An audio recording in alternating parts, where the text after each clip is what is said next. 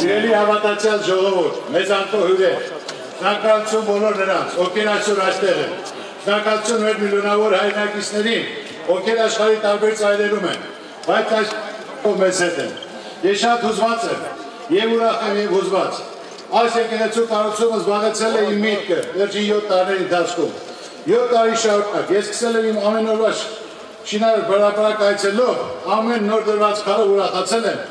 ամեն նոր խոչընդոտով մտահոգվել։ Եվ վերջապես կարող եմ հասնել այս օրակետ եկեղեցիներին, ում այն իսկապես պատկանում է, մեր ժողովրդին։ Բարեգործությունը իմ պարտքն է, իմ ժողովրդի պետության եւ Աստծո առաջ։ Եկեղեցու կառուցումը զուգահեռ ես իրականացել եմ եւ իրականացնելու եմ բազմաթիվ այլ ծրագրեր։ Մեր ժողովրդի բարեկեցության համար սա ինձ հպարտություն զգացում է տալիս։ Եթե կարող ես անել լավ գործ, ուրեմն պարտավոր ես այն անել։ Շնորհակալ եմ այն հրաշալի թիմին, որի հետ միասին ավարտին հասցրեցինք այս արտասովոր գեղեցիկ կառույցը։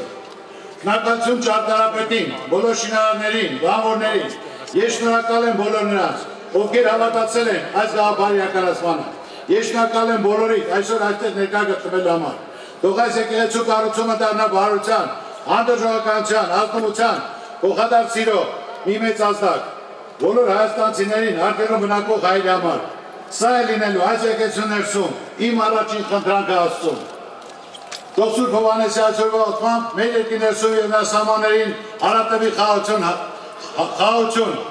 հաստատվի, մի նոր լուսավոր փուլ թող սկսվի բոլորի համար։ Ես հավատում եմ, որ փոփոխությունները գալու են մեր ներսից։ Հավատով սիրով եւ մեծ շնորհակալությամբ ձեզ եմ հանձնում այս նվերը։ Շնորհակալություն։